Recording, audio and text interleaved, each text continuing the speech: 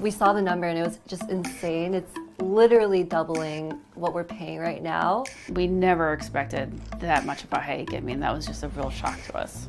This apartment is not worth $3,500. There is nothing worth $3,500 in New York City.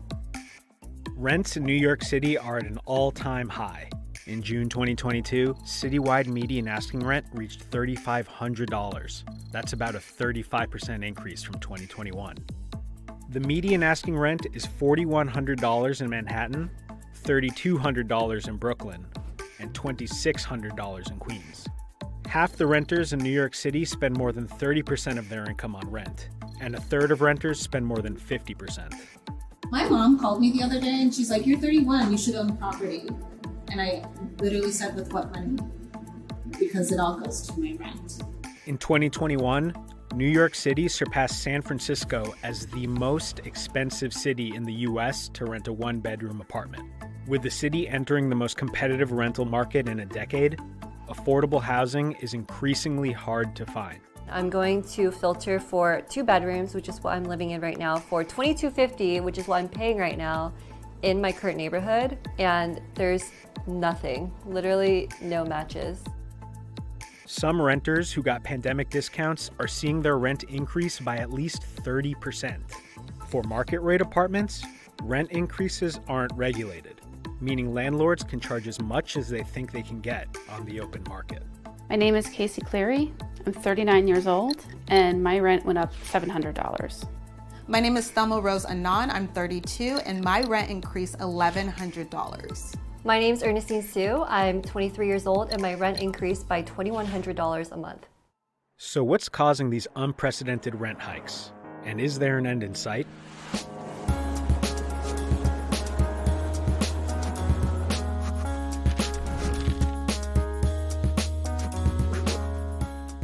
New York's been expensive for a very long time, and that has to do with demand, right? People want to live here. I saw an episode on Oprah with my mom about making a vision board. So I made one when I was 17 before college, and I had New York on there and Manhattan. Everything's here. You have all walks of life. Anything you want, any cuisine you want. You have Broadway, museums, everything.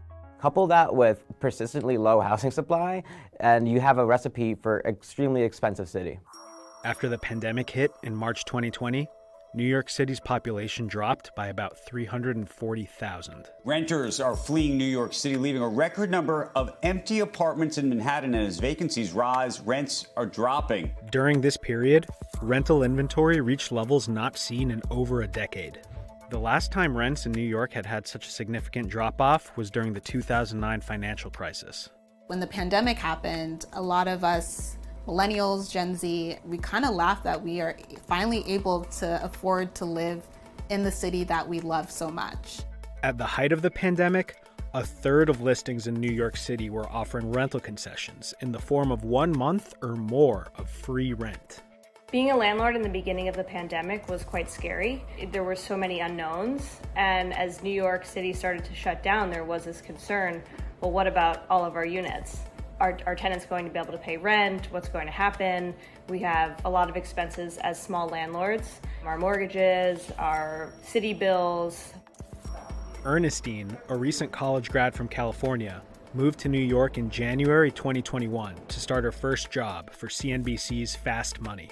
New York City was empty at the time. People were away from the city. She and her roommate found a 2-bedroom apartment in Manhattan's East Village for $2,250. We actually got a great deal. I believe we got like a month or 2 off of the rent. So our rent was actually discounted. And also our apartment has in-unit washer dryer, which you don't find a lot in New York City unless you're paying a premium. Casey and her husband had been living in their Upper East Side 1-bedroom apartment since 2015 and received a $450 rent cut during the pandemic. We really strongly considered moving out and finding a new apartment, something with better space, for the same price, but our landlord actually came back and said, we'll lower the rent to X amount, so we were pretty happy. Thelma has been living in New York since 2018. In 2020, she reached a personal milestone and got her own 1-bedroom apartment. So I found this apartment on Street Easy for $1,882, and it was a 1-bedroom, and I thought that was an incredible price because you can never find that in New York. So I instantly jumped onto it. And then it increased to $2,400 the next year. There's been a lot of times where I had oatmeal for dinner because I needed to pay my rent.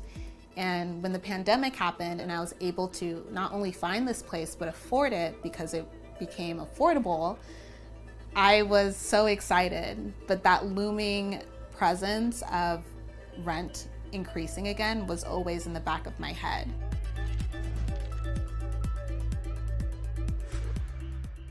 In mid-2021, New York City began to come back to life as vaccines became available and restrictions were lifted. New York City is dead forever. That was the proclamation from some last year when sidewalks across the city emptied and many small businesses closed their doors for good. But new data today shows a reawakening. Rents soared as tenants lost the bargaining power that they had at the height of the pandemic. I've been in the business 13 years and I've never seen the rental market quite like this. I've seen it competitive, but not where there's bidding wars for rental properties. My original rent was $2,250, so they're saying if I want to renew the rent, it will be $4,395. So, yeah. I actually did refresh my page because I thought this was an error. And I looked at the number and I just started laughing. $3,500. Like, I had to keep saying it out loud to myself because it was such a ridiculous number that I was like, this cannot be possible. This must be a joke. When we got a new lease increase, we really wanted to talk to the landlord and discuss an option of, can we negotiate a little bit or is there any wiggle room? And they just wrote back within 15 minutes saying no, that they already gave us a preferred rate of that $700 increase. So they were not willing to budge on negotiations at all. We didn't think our apartment was worth $2,700. It's small and it doesn't really have all the amenities, the fourth floor walk up. The $2,700 is also our preferred rate where it's actually at $3,100. Now, with inventory very low, landlords can charge much higher rates and certainly make up some of the losses that they incurred during the pandemic. I think some of the misconceptions that people have about New York City landlords is that every single one is a huge institution just reaping in profits, when in reality there are a lot of small landlords, especially throughout Brooklyn and Queens, who maybe they live in one unit and rent out the other, and they're dependent on these renters to, offset their mortgage and expenses. Of the city's nearly 3.6 million units, 2/3 are rentals. About 1 million are rent stabilized, meaning that rents can only be increased by a fixed amount each year. But even those lucky enough to be living in rent-stabilized units are seeing larger than usual rent increases.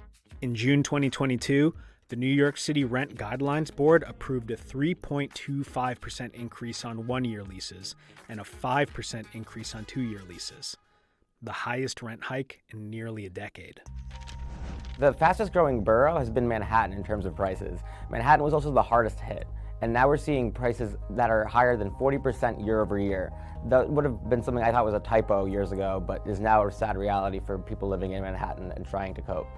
If I'm already checking off the boxes of what makes a great tenant, I have a full-time job, I make over 6 figures, I'm single, quiet, and I can't even afford to live here, who is the housing market for? So right when we received the lease renewal in the mail, we just knew immediately we're not going to do this. We actually found a great one that we liked. It was over in Kew Gardens in Queens. We started to put an application in, and later that day I was laid off from my position and my role. And anybody that knows New York City, you need proof of employment, an offer letter, pay stubs, and at that point I didn't have any of that. Casey and her husband left their Upper East Side apartment and moved into an Airbnb in the Bronx. We thought that was the best choice for us because it allowed for a lot of flexibility. They do offer short-term leases, which was really nice. It was almost like a sublet. We said no to $700 and, we did think about that,